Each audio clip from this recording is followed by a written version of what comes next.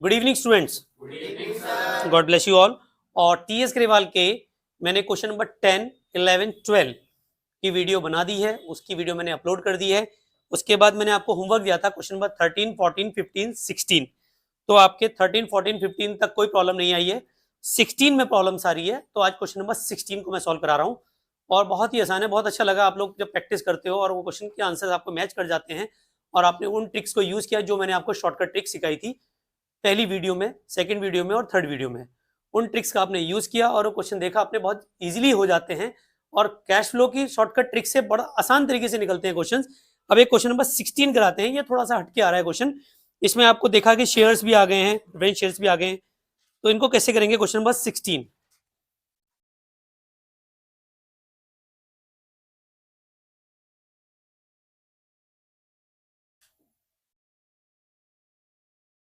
Cash flow statement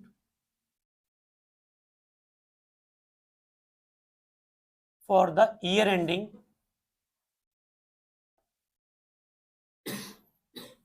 31/3/2023।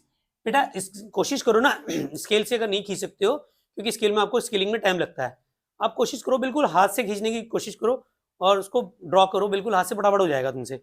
2, 4, 5, 10 क्वेश्चनों में थोड़ा टेढ़ी मेढ़ी लाइनें आएंगी, लेकिन बाद में देखोगे जब 15-20 क्वेश्चन कर लोगे तो लाइनें भी आपकी लगभग सीधी आनी शुरू हो जाएगी।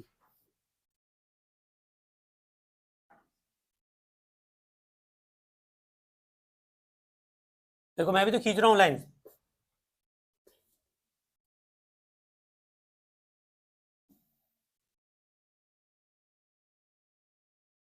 सबसे पहले आता है cash flow from operating activities.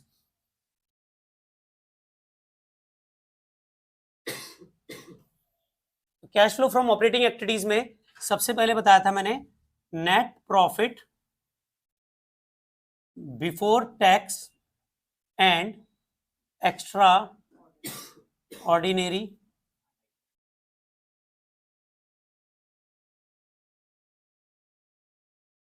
Item. इसमें आता है profit and loss surplus statement P and L account. अब देखो लास्ट ईयर का प्रॉफिट कितना था, इस साल का कितना था, आपको पता चलेगा नीचे सरप्लस बैलेंस इन स्टेटमेंट प्रॉफिट लॉस अकाउंट 2022 में है 4 लाख और 2023 में है 8 लाख। तो मैंने आपको बताया था 2023 में से आप 2022 को माइनस करोगे तो कितना है, यहाँ पे 4 लाख, सॉरी 8 लाख है। 8 लाख में से आपने 4 लाख माइनस किया तो ये कितना आ गया हमारा बाहर, 4 लाख। कितना आ गया, यहां तक तो आपको सबको क्लियर हो गया होगा। इसके बाद मैंने आपको बताया था इसमें ऐड करेंगे ट्रिप, ये शॉर्ट्स बताया था मैंने आपको। टी का transfer to general reserve, R का रिजर्व फॉर टैक्स या प्रोविजन फॉर टैक्स, आई का इंटरिम डिविडेंड और पी का है प्रपोज डिविडेंड। इस क्वेश्चन में एक चीज बात कर रहा है, अब क्वेश्चन को जरा ध्यान से पढ़ें। एडिशनल इंफॉर्मेशन में प्रेफरेंस शेयर रिडीम्ड हुए 31 मार्च को, 31 मार्च का इसका मतलब ईयर एंड में हुए, तो प्रेफरेंस शेयर पे जो डिविडेंड डिक्लेयर किया जाएगा और इस पर प्रेफरेंस शेयर के आगे लिखा है 10%, समझ में आ रहा है। 10% का मतलब है इन पे जो डिविडेंड दिया जाएगा वो 10% दिया जाएगा। ये आपकी ना हिडन एडजस्टमेंट है, ये क्या एडजस्टमेंट, हिडन। तो यहाँ पे जब आप इक्विटी शेयर को डिविडेंड दे रहे हो तो प्रेफरेंस शेयरों को डिविडेंड तो इक्विटी शेयर होल्डर से पहले दिया जाता है, तो इक्विटी शेयर होल्डर का जो डिविडेंड है वो कितना रेट ऑफ परसेंटेज है, 10%। कितना परसेंट है, 10। और आपकी ओपनिंग में कितने हैं प्रेफरेंस शेयर, देखो 2 लाख के, और क्लोजिंग में कितने हैं, 1 लाख। और प्रेफरेंस शेयरों का जो रिडम्पशन है वो कब किया गया, 31 मार्च को किया गया है। कब किया गया है, 31 मार्च, यानी कि 31 मार्च तक तो प्रेफरेंस शेयर थे आपके। तो प्रेफरेंस शेयर्स कितने थे आपके, 2 लाख, ठीक है ना, 2 लाख के प्रेफरेंस शेयर थे, ठीक है। तो इस पे जो डिविडेंड दिया जाएगा 2 लाख पे 10% कितना हुआ, 20,000। और जनरल रिजर्व है इसमें कहीं, नहीं है। और प्रोविजन फॉर टैक्सेशन वो भी नहीं है। तो ये टी और आर तो है ही नहीं, सिर्फ डिविडेंड वाला है पार्ट। तो यहां पे लिख सकते हैं हम आपका dividend paid on equity share. Equity shares पे कितना होगा देखो, वो 8% दे रहा है, और आपका इक्विटी शेयर कितने हैं आपके, स्टार्टिंग में कितने के हैं 20 लाख के, और ईयर एंड में कितने के हो गए 30 लाख। और इक्विटी शेयर कब इशू किए थे 1 अप्रैल 2022, यानी कि स्टार्टिंग में ही कर दिए थे। अगर ऐसा नहीं होता तो ओपनिंग वैल्यू पे लगता है, क्लोजिंग वैल्यू पे नहीं लगता डिविडेंड। किस पे लगता है, ओपनिंग वैल्यू। ओपनिंग वैल्यू तो हमारी कितनी थी 20 लाख, लेकिन जो 10 लाख के डिबेंचर सॉरी इशू शेयर्स बढ़ रहे हैं वो ईयर के स्टार्टिंग में ही बढ़ रहे हैं, तो जो हमको डिविडेंड देना होगा वो ईयर एंड में जो 30,000 के डिविडेंड है, 30,000 के जो शेयर्स हैं 3 लाख के सॉरी 30 लाख के, उस पर 8% निकालेंगे। कितने का है हमारे 30 लाख का 8% कितना आएगा 2,40,000, ये हमने डिविडेंड दिया होगा। दूसरा हमने प्रेफरेंस शेयरों को डिविडेंड दिया, प्रेफरेंस शेयरों को डिविडेंड पे किया, कितना दिया हमने 10%, 10% ऑफ 2 लाख कितना हो गया 20,000, ठीक है। सिक्योरिटी प्रीमियम 95,000 से बढ़ रहा है, फाइनेंसिंग का पार्ट है, ऑपरेटिंग से कोई लेने देना नहीं है, स्टेटमेंट प्रॉफिट आ गया। अब डिबेंचरों पे इंटरेस्ट, मैंने डिबेंचरों पे इंटरेस्ट आपको बताया था, वो किस पे लिया जाता है, डिबेंचरों के इंटरेस्ट के पार्ट 1 में मैंने जब वीडियो बनाई थी तो मैंने आपको क्या बताया था, 3 केस बताए थे, किस पे लगता है हर हालत पे, ओपनिंग वैल्यू पे। किस पे बताया था, ओपनिंग वैल्यू पे, ठीक है ना। तो यहाँ देखो ओपनिंग वैल्यू कितनी है 10, क्लोजिंग कितनी है 10, तो किसी पे भी लगा दो, ओपनिंग क्लोजिंग सब एक ही है। तो 10% डिबेंचर पे इंटरेस्ट कितना होगा, तीसरे नंबर पे इंटरेस्ट ऑन डिबेंचर्स, 10 लाख पे 10% कितना आएगा 1 लाख, ठीक है। और तो कोई आइटम है यहाँ पे नहीं है, अब इन सबको जोड़ दो, ये आ जाएगा 7,60,000, और तो कुछ नहीं आ रहा इसमें, ये आ जाएगा cash flow from operating activities.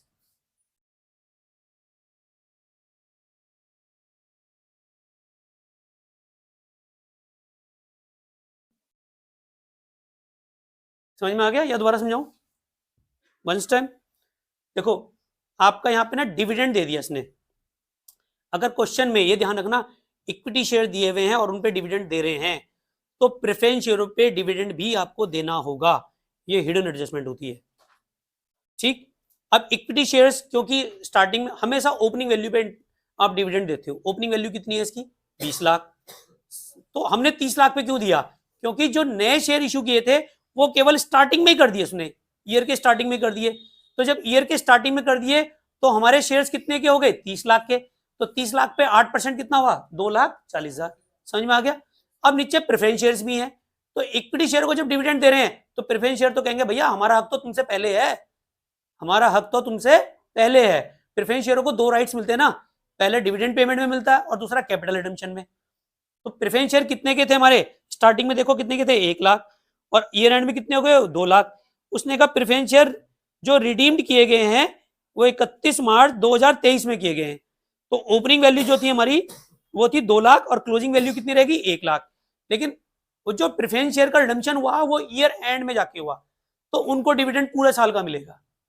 अगर ईयर के स्टार्टिंग में कर देते तब हम 1 लाख पे निकालते, ठीक है। तो रिडम्पशन कब हुआ 31 मार्च को, 31 मार्च 2023, तो 31 मार्च 2023 तक वो कंपनी की बुक्स में थे, तो कंपनी की बुक्स में कितने के थे वो 2 लाख के, 2 लाख का 10% कितना हुआ 20,000, यहां तक समझ में आया। और इंटरेस्ट ऑन डिबेंचर किस पे निकलता है ओपनिंग वैल्यू पे, ओपनिंग वैल्यू कितनी है 10 लाख, 10 लाख का 10% कितना आया 1 लाख, तो टोटल करो कितना आएगा 7,60,000, समझ में आ गया। एक क्वेश्चन और कराते हैं, यहां तक तो क्लियर हो गया। अब आपको होमवर्क करने हैं 17, 18, 19 और 20, इससे रिलेटेड अगर कोई प्रॉब्लम्स आएगी तो अगली वीडियो में बनाएंगे। आज मैं आपको कराता हूं cash flow from investing activities. अच्छा, इन्वेस्टिंग एक्टिविटीज को जो मैंने आपको पार्ट नंबर 2 में मैंने आपको एक्यूमुलेटेड डेप्रिसिएशन का अकाउंट बनाना सिखाया था और फिक्स एसेट्स का, इस वाली एक्टिविटीज में इन्वेस्टिंग एक्टिविटीज में सिर्फ वही है, उसी से खेल आएगा। मतलब कितना आपने एसेट्स खरीदा है कितना बेचा है, बस यही तो निकालना है इनफ्लो या आउटफ्लो, और उसके लिए कौन सा अकाउंट बनाना है फिक्स एसेट्स का। भाई अगर कुछ चीजों में तो आपको सीधा सीधा पता चल जाएगा, जैसे मान लेते हैं कोई भी इंफॉर्मेशन नहीं दी है, हमारी क्या कहते हैं बिल्डिंग है 5 लाख की अब हो रही है 8 लाख, 3 लाख कैसे बढ़ रही है भाई, इसका मतलब हमने बिल्डिंग खरीदी है, तभी तो 3 लाख बड़ी है। ठीक है, तो अब इसको क्वेश्चन को करा देते हैं, एक आध क्वेश्चन जब वो करा देते हैं तब ज्यादा आपको समझ में आ जाएगा। क्वेश्चन नंबर 23 ले लेते हैं, थोड़ा सा ये बड़ा सा भी क्वेश्चन लग रहा है, एक एक्यूमुलेटेड एप्रिसिएशन का है 24। पहले 24 कराया था क्योंकि इससे रिलेटेड मैंने आपको क्वेश्चंस कराए भी थे, 24 25, ठीक है ना। तो क्वेश्चन नंबर 24 देखें, शायद देखो यहाँ पे सही आ रहा है, यही करा देता हूँ। क्वेश्चन नंबर 24 दिख रहा है यहाँ पे, दिख रहा है, ठीक है। Cash flow from cash flow statement ये है,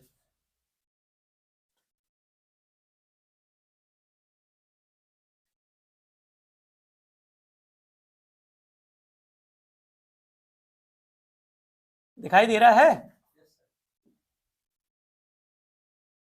इसमें तो बहुत ज्यादा रॉकेट साइंस ही नहीं है, या तो पैसा आएगा या पैसा जाएगा, बहुत छोटा ही बनता है ये तो, सबसे आसान।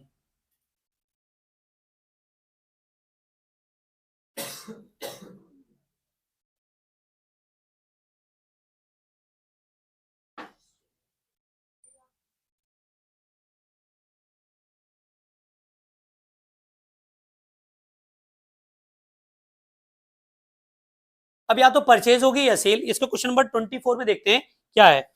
मशीनरी एट कॉस्ट दिया है, एक्यूमुलेटेड एप्रिसिएशन दिया है, ये चीज मैंने आपको समझाई थी। मशीनरी का अकाउंट बनाएंगे सबसे पहले, वैसे ऑनलाइन वीयर्स का स्क्रीनशॉट ले लीजिए, मैं ये वाले पोर्शन को रब कर देता हूं क्योंकि मैं वर्किंग नोट तो बनाना ही पड़ेगा। सबसे पहले आपको मशीनरी अकाउंट का बैलेंस दिया हुआ, देखो ओपनिंग बैलेंस दिया 950, क्लोजिंग बैलेंस दिया 10 लाख, तो हम अकाउंट बनाएंगे मशीनरी अकाउंट।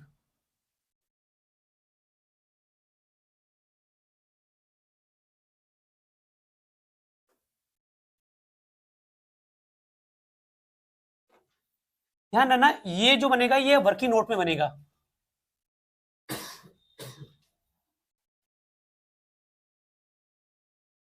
मशीनरी का जो बैलेंस होता है वो डेबिट साइड में होता है, तो आएगा बैलेंस ब्रॉट डाउन। कितना है बैलेंस बताओ,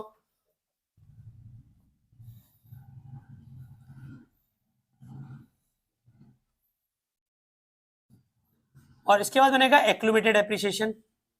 एक्यूमुलेटेड एप्रिसिएशन कितना दिया हुआ है, 150 और 110। ओपनिंग बैलेंस है 1,10,000 और क्लोजिंग बैलेंस है आपका 150।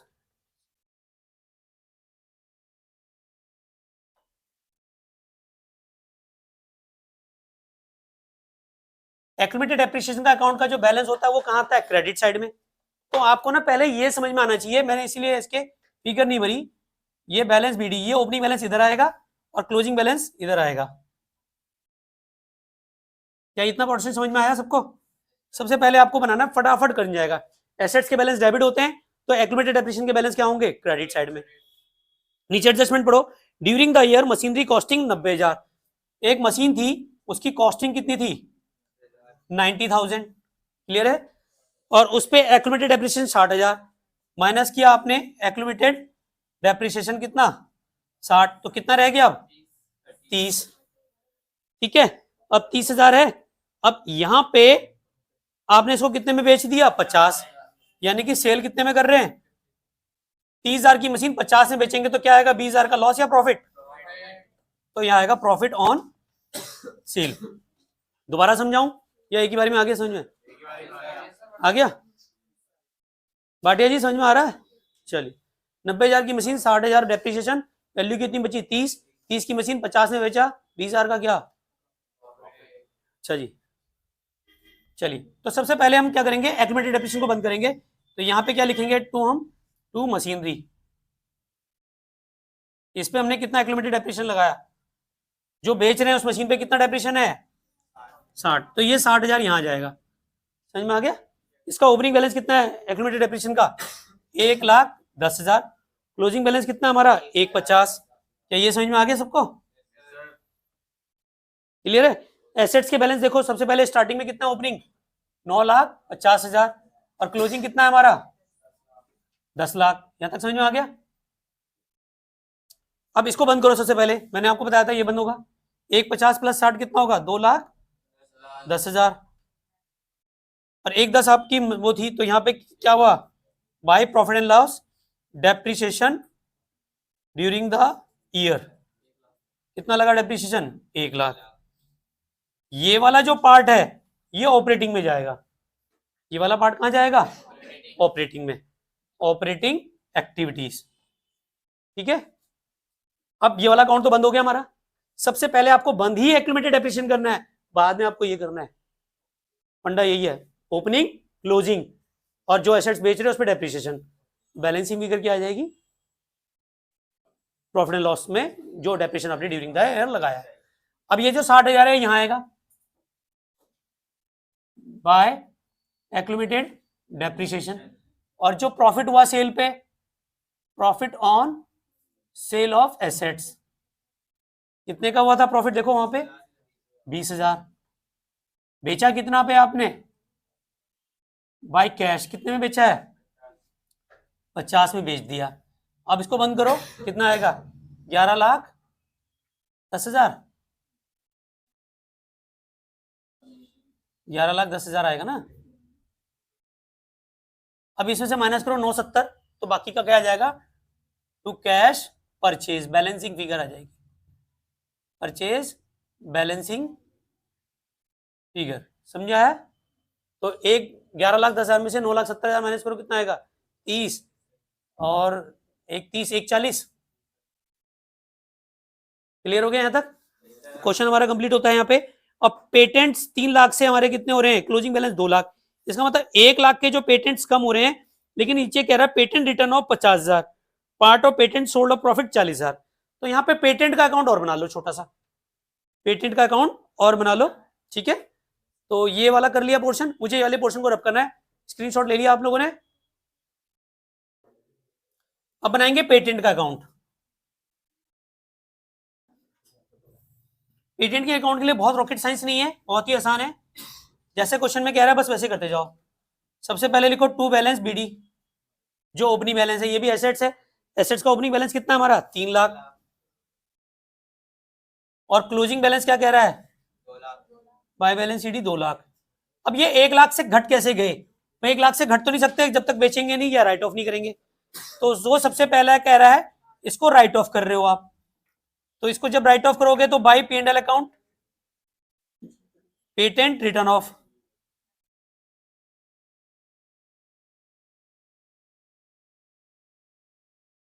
ये ऑपरेटिंग का पार्ट हो गया, 50,000 चला गया भाई ऑपरेटिंग में। सर अभी भी तो 50,000 का बच रहा है। वो कह रहा है बचे हुए पेटेंट को 40,000 के मुनाफे पे बेच दिया। Patent return of 50,000, part of patent were sold at a profit 40,000। 40,000 के मुनाफे पे बेचा आपने, यानी कि बचे हुए पेटेंट कितने हैं भाई? यहां से 2.5 लाख ही तो है, बचे पेटेंट 50,000 के ना। तो बाकी 50,000 के पेटेंट आपने कितने में सेल किए हैं? 40,000 के प्रॉफिट पे। 50,000 प्लस 40,000 का प्रॉफिट, कितने में बेचे हैं इसको? 90। और प्रॉफिट कहां आता है? Profit on sale of patent.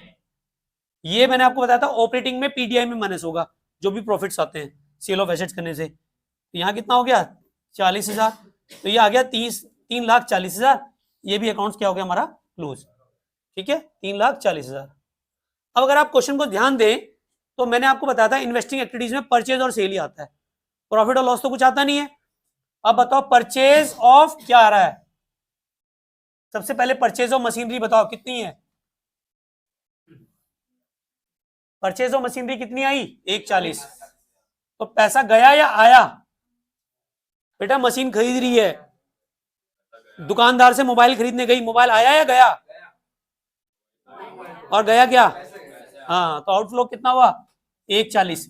लेकिन जब आपने सेल की, अपने सेल ऑफ मशीनरी कितने की बेची बताओ? मशीनरी देखो यहाँ पे सेल कितने में की है?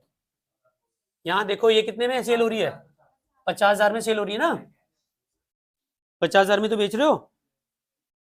ठीक है, ये क्या आ रही है? सेल। मशीनरी सेल कितने की? 50,000। यहाँ पे कैश का क्या हुआ? इनफ्लो।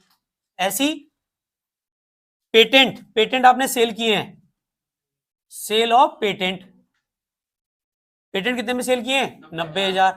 पैसा आ गया। 9 और 5 कितना हुआ? 140। यहाँ पे इन्वेस्टिंग एक्टिविटीज नील आ रही होगी आपकी, नील आ रही है। तो यहाँ पे तो कुछ आया नहीं ना कुछ गया, 140 आया 140 गया, तो ना तो कैश फ्लो आया और ना कैश फ्लो कुछ हुआ, तो cash flow from investing activity क्या आ गई आपकी, नील आ गई। अब देखो कि क्वेश्चन बड़ा आसान है और सारे क्वेश्चनों में यही 2 अकाउंट बनने हैं आपके मैक्सिमम। तो इन्वेस्टिंग एक्टिविटीज में आपको ये सारे क्वेश्चंस करने हैं और इसी तरीके से करने हैं आपको। आई होप समझ में आ गया होगा। जो ऑनलाइन वीडियो इस टाइम वीडियो देख रहा है बेटा, आप भी क्वेश्चंस करें, ध्यान रखें, तभी आपको कोई प्रॉब्लम आएगी तो आप मेरे से जरूर पूछें, मैं उनके जल्दी एक वीडियो बना के जोड़ दूंगा। और आज आपके लिए होमवर्क हो गया क्वेश्चन नंबर 29 तक, क्वेश्चन नंबर 29 तक आपको करने हैं। वीडियो अच्छी लगी तो लाइक जरूर कीजिए और आप मुझे इंस्टाग्राम पे भी फॉलो करें बलूनी सर के नाम से ही हूँ। और मिलते हैं नेक्स्ट वीडियो में। Thank you very much, love you all.